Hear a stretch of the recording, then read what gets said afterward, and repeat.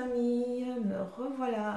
Comme je vous disais, j'allais faire la deuxième partie de ma vidéo qui est au-dessus, ma première vidéo sur mon compte rendu sur notre visite au consulat du Cameroun en France. Voilà, donc nous ne sommes pas partis les mains libres, les bras ballants comme ça. Nous sommes partis avec une revendication qui est là, écrite par moi-même. Donc je vais vous la lire et comme ça vous allez vous en rendre compte par vous-même. Après, est-ce que ce document va être enregistré quelque part ou ça va être mis à la poubelle? Je n'en sais rien, je ne pourrai pas vous dire quoi que ce soit, mais ce qui est sûr, j'ai remis en main propre acquis de droit. Quand je dis j'ai, nous avons remis en main propre acquis de droit. Alors, donc c'est marqué avec nom et nom de nos pseudonymes en tant qu'activiste et tout, à l'ambassade du Cameroun en France, revendication. Donc je vais vous lire revendication du retour des travailleuses camerounaises esclaves au Koweït. Alors, Madame, Monsieur, donc à Paris le 28 septembre 2018. Madame, Monsieur, nous souhaitons en tant que citoyens noirs vivant en Europe et en particulier en France, attirer votre attention sur le fait que des jeunes hommes et femmes d'origine africaine noire quittent leur pays pour trouver du travail afin de s'assurer un meilleur avenir. Ils partent dans les pays arabo-maghrébins musulmans par le biais de certaines mafias africaines qui trompent leurs propres frères noirs pour de l'argent. Arrivés sur place dans ces pays, nos frères et sœurs se rendent compte qu'ils sont traités comme des travailleurs esclaves et ne sont pas payés, rémunérés. Leurs passeports leur sont confisqués par leurs soi-disant employeurs. Impossible pour eux de retourner chez eux, faute d'argent et de papier. Le commerce, et là commence le cycle infernal de la maltraitance et du chantage envers ces pauvres victimes. Suite à la vidéo de ces sœurs camerounaises qui ont crié leur souffrance et leur désarroi sur les réseaux sociaux, nous avons décidé, nous citoyens noirs de France, de demander des comptes à l'ambassade du pays d'origine de ces jeunes femmes victimes de l'esclavage arabe à cause de leurs origines et de leur couleur de peau. Notre frère Israël, du président de Donne-moi de l'art, s'est rendu ici même à l'ambassade du Cameroun dès le visionnage de la vidéo. Mercredi 26 septembre 2018, pour informer et savoir ce que les autorités camerounaises comptaient faire pour ses jeunes sœurs. On lui a dit ici même que le nécessaire avait été fait depuis la veille. Suite à toutes ces informations qu'on nous a données, nous venons ici même cet après-midi du 28 septembre 2018 avoir des preuves du retour de ces jeunes sœurs camerounaises au Cameroun. Nous profitons par la même occasion de cette triste aventure pour demander aux nations africaines de s'unir afin d'établir les règles des droits et des devoirs de respect mutuel entre les peuples noirs africains et les pays arabo-maghrébins musulmans. Nous exigeons que nos gouvernements veillent à ce que nous ayons les mêmes droits que les ressortissants de ces pays arabo-musulmans lorsqu'ils vivent dans nos différents pays africains. Nous sommes chaleureux et généreux envers ces ressortissants arabo-musulmans dans nos pays africains, qu'il en soit de même envers les nôtres dans les pays arabo-musulmans. En espérant vous avoir suffisamment informé de nos revendications, nous restons à votre disposition pour compléter, échanger et améliorer le sort de nos compatriotes vivant dans les différents pays arabo-musulmans. Mélas Jean-Louis et Jobis Vivier. Donc, signé par nous. Voilà, tout ça. Donc, voilà, chers amis, je vous ai lu ce que j'ai donné, ce que nous avons donné en main propre. Et moi, personnellement, je ne veux pas rentrer dans la polémique. Je pense que la personne qui nous a reçus était de bonne foi. Elle n'est vraiment pas puissante pour gérer ce dossier-là. Et elle, d'une façon diplomatique, elle nous l'a fait croire, elle nous l'a fait penser, elle nous l'a dit de façon voilée.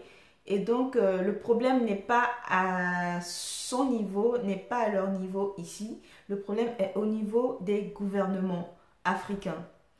Je lance un appel à tous les frères combattants, cyberactivistes, combattants sur le terrain, tous de s'unir pour écrire des pétitions. Il faut envoyer des pétitions, il faut faire des pétitions, il faut envoyer des revendications, il faut écrire des revendications, des plaintes, parce que, excusez-moi, ça tombe mal, j'ai un chat dans la bouche, dans la gorge. Excusez-moi.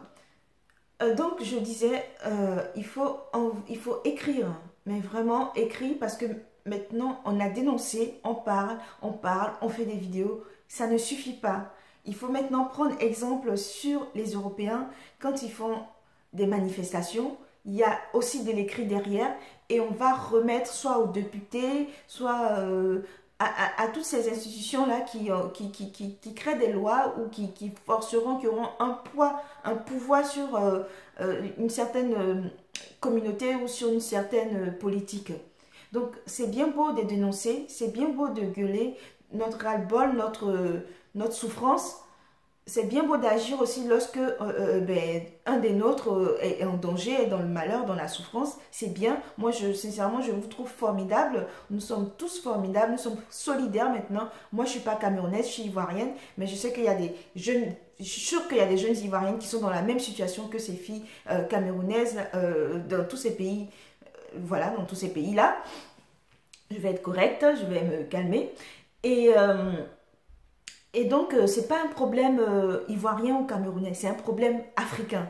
Donc, il faut soulever, il faut vraiment prendre ce problème-là à bras le corps et faire des pétitions, écrire, faire des revendications, signer, faire signer par plein de gens, envoyer ça à des ministères, à des ambassades. Il faut leur pourrir la vie pour qu'enfin ce débat-là soit...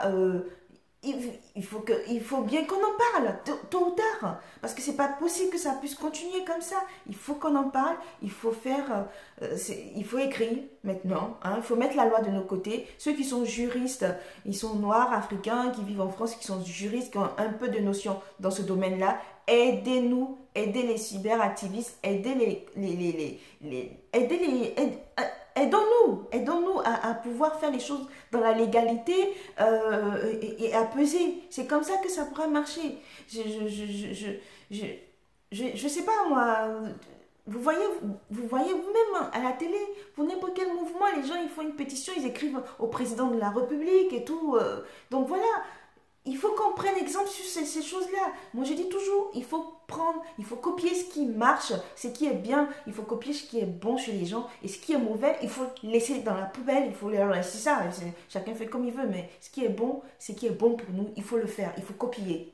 Donc, il faut que nous, Africains, Noirs, activistes, cyberactivistes, il faut que nous gueulions. Mais aussi, il faut aussi apprendre à faire... des paplards, quoi. Il faut écrire, il faut envoyer à qui de droit, Emmanuel Macron, à sa conseillère en communication, il faut à tous les députés, les personnes qui peuvent être pour notre cause. Il faut le faire. Il faut le faire. C'est hyper important. Il faut le faire. Donc, raison pour laquelle, maintenant, je me dis, c'est bien beau de parler, de faire des vidéos, de dire, de gueuler, de dénoncer. Mais derrière, il faut qu'on agisse aussi. Et pour agir, on n'a pas besoin d'aller serrer les poings. Hein. On va faire dans leur culture. On va faire comme dans leur culture. Parce que chez nous, en Afrique, on règle le problème en parlant sous l'arbre à palabre, sous le baobab ou voilà, sous le manguier. Mais ici, là, papier. Il n'y a pas photo. ces papiers, c'est que ça qu'ils comprennent. Il faut faire le papier. Il faut écrire, il faut faire signer. S'il y a des gens qui sont pour, ils signent comme une sorte de pétition. Tout le monde signe, signe, signe, met son nom, il signe. Et puis on va déposer. Moi, si vous n'avez pas le temps, que vous faites les papiers et que vous voulez que j'aille déposer, mais volontiers, avec grand plaisir, j'irai déposer pour vous. S'il faut que je fasse toutes les ambassades de tous les pays africains, je le ferai. Je le ferai. Parce qu'il y va de l'avenir de nos enfants. Il y va de l'avenir de plein de jeunes africains, de plein de jeunes noirs qui se sentent piégés dans ce monde-là. Donc, il faut le faire. Il faut qu'on se bouge à ce niveau-là. Voilà. C'était mon compte rendu. Et il fallait que vous sachiez et que à ma juste valeur, ma petite personne a essayé de contribuer pour que les choses bougent aussi. C'est bien beau d'aller au Koweït, au consulat du Koweït, de l'Arabie Saoudite. Mais eux, c'est normal pour eux. Ils ne voient pas de crime là-dedans. Par rapport à leurs origines, par rapport à tout ce qu'ils ont fait jusqu'à présent, c'est rien ça pour eux. Mais nous, ça nous coûte, ça nous fait mal au cœur, ça nous prend aux tripes.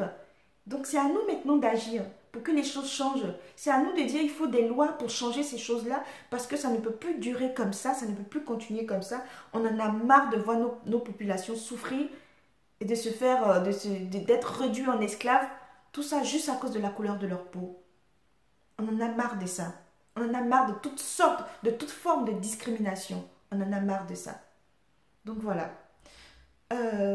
Voilà, chers amis, j'espère que ça va aller. Et puis ça ne va pas, dites-vous que ça ira mieux demain. J'essaie d'être optimiste, d'être souriante, mais deux fois c'est vraiment pas facile. C'est très dur de supporter certaines choses. C'est vraiment très dur. Et je vous dis pas, il y a des choses qui sont personnelles aussi, ça pèse. C'est très dur. Donc beaucoup de courage à tous les cyberactivistes parce que je sais ce que c'est être empêché de dormir la nuit. Tellement ça te prend au trip, ça travaille dans le cerveau. Je sais ce que c'est. Comment faire pour que les choses s'améliorent, pour que les choses changent. Je sais ce que c'est. Il faut qu'on apprenne aussi à travailler ensemble. On n'est pas obligé de s'aimer. On n'est pas obligé d'être de la même famille. On n'est pas obligé d'être du même pays, du même village pour pouvoir travailler ensemble. Et donc, essayons de nous regrouper de temps en temps pour travailler ensemble, tous ensemble, faire des pétitions, faire des revendications, essayer d'utiliser des députés, voilà, pour pouvoir changer les lois et trouver des solutions pour notre cause. Voilà. Donc, sur ce, je vous dis à très bientôt. Passez une très belle soirée. Et puis, sujet prochain, ça sera sur Laurent Gbagbo. Parce que il y a, comment dire, chez nous on dit, il y a des trucs, des prémices, des petits signes qui font dire que ça sent pas bon pour lui. Parce qu'on veut tout faire pour le maintenir. On veut tout faire pour le maintenir là. Ils nous ont fait espérer avec des discours à la mormoleux sur les réseaux sociaux, sur les plateaux télé. Et là, on voit qu'ils sont en train de retourner leur veste. Donc voilà, moi Donald Trump c'est pas mon, voilà, c'est pas mon trip, mais s'il a dit que la CPI c'est une cour de merde, c'est vrai, mais c'est pas pour nous qu'il a fait ça, qu'il a dit ça. Hein. Il a fait ça pour protéger ses potes, Soros et compagnie, tous ceux qui ont mis la Côte d'Ivoire à genoux pour bien se remplir leurs poches. Hein? Si vous pouvez lire, lisez. Côte d'Ivoire, France, l'histoire tronquée de Fanny Pigeot. Vous allez lire, lisez. Je vous ai déjà fait plusieurs fois parler de ce livre-là qui est... Il n'y a rien à dire. Tout est expliqué là-dedans. Tout est expliqué. Une vraie supercherie, cette cour pénale des Médeux. Et moi, j'ai pas attendu... Nous autres, nous n'avons pas attendu Donald Trump pour nous en rendre compte. Donc, il faut faire pression sur ces gens-là. Il faut faire pression sur ces gens-là, sinon ils vont laisser notre opa là mourir comme ça en prison. Ils en sont capables. Ils ont déjà fait pire. Vous le savez très bien. Donc, ne dormez pas. C'est pas parce qu'on a libéré Oma que vous pensez que ça allait être c'est acquis pour Opa. Non, c'est pas acquis. Hein. Opa et Bleu Goudé, leur joue là, C'est pas acquis à leur liberté. Donc il faut qu'on se batte encore. Il faut faire du bruit. Il faut écrire cette fois-ci. Il faut dénoncer en écrivant. Il n'y a que ça qui marche chez eux. Pourquoi les gens, ces Européens-là, ils ont peur de l'écrit? Parce que les écrits, ça reste. Ça reste dans les archives. Et nous, c'est ça notre problème, nous les Africains. On n'aime pas écrire, on n'aime pas lire. Il faut que ça change. Ça a commencé à changer, mais c'est pas assez. Ça va pas assez vite à mon goût. Donc il faut que ça change. Il faut que ça change vite. Écrivons. On a plein d'intellectuels. Moi, je ne suis pas une intellectuelle. Je suis obligée maintenant de m'y coller. Nous autres qui sommes paresseuses, là, on ne voulait pas lire. Aujourd'hui, je suis obligée de m'y coller. Donc, dans ma prochaine vidéo, vous allez voir, j'ai fait plein de recherches. Tous ceux qui m'ont posé la question, oui, on veut savoir si tu as parlé de la bulle, machin et tout. Moi, je ne trouve pas. Ben, j'ai trouvé pour vous, puisque vous ne trouvez pas. C'est pourtant, c'est sur Google. Hein. J'ai trouvé pour vous la bulle du pape, là, la concon, là, Nicolas V. Et la charte de l'impérialisme, j'ai trouvé pour vous. Et il y a même une jeune femme africaine, ivoirienne, Mireille Saki, une grande combattante, qui a écrit sa version, la charte de l'impérialisme. Elle a fait un livre là-dessus où elle a bien explicité son truc. J'ai pas encore lu le livre, mais déjà le peu que j'ai trouvé sur Internet, c'est de la bombe. Il faut lire, nos amis. Il faut lire. C'est important. Je sais que c'est chiant, ça prend du temps et machin. Mais 10 minutes, 15 minutes avant de se coucher, ça fait du bien. On ne meurt pas con comme ça. C'est une expression, je ne vous insulte pas. Sur ce, je vous dis à très bientôt. Et puis, la lutte continue, chers amis, chers frères africains, la lutte continue. Et si vous trouvez que cette vidéo elle est pertinente et que ça participe au combat africain, panafricain, ivoirien, alors partagez-la. Partagez cette vidéo. Ça ne coûte rien si ça peut sauver quelqu'un. Merci et au revoir. À bientôt. Bye.